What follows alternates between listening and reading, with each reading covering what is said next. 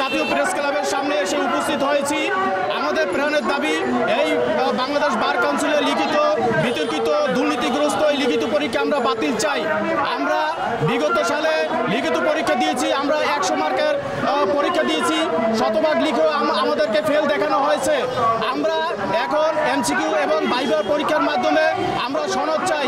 বাংলাদেশ বার কাউন্সিলের লিখিত পরীক্ষা আমরা সকলে বাতিল চাই। বাংলাদেশের সমস্ত জেলাবার থেকে সকল শিক্ষানবিশ আইনজীবী ভাই বোনেরা আজকে ঢাকা জাতীয় প্রেস ক্লাবের সামনে এসে উপস্থিত হয়েছেন। আমাদের প্রাণের দাবি এই লিখিত পরীক্ষাটি অবিলম্বে বাতিল করে আমাদেরকে মুক্তি দিন। আমাদের অভিভাবকের কাছে আমাদের দাবি, আমাদের খাতা চ্যালেঞ্জ করার কোনো সুযোগ নাই। এই পরীক্ষায় অনেক দুর্নীতি হয়, তাই এই পরীক্ষাটি আমরা অবিলম্বে বাতিল চাই। আমরা এমসিকিউ এবং ভাইভের মাধ্যমে আমরা সনদ চাই। আমার সোনার বাংলায় বৈষম্যের ঠাঁই নাই। যে কোনো পরিস্থিতিতে আমরা এই লিখিত পরীক্ষা বাতিল চাই। বাংলাদেশ বার কাউন্সিল সংস্কার চাই, 3 স্তরের পরীক্ষা পদ্ধতির সংস্কার চাই। 2012 সালে শেখ হাসিনার সরকার এই কালো আইনের মাধ্যমে লিখিত পরীক্ষা অন্তর্ভুক্ত করেছেন এবং এই লিখিত পরীক্ষার মাধ্যমে হাজার হাজার মানুষের জীবন ধ্বংস করে দিয়েছে।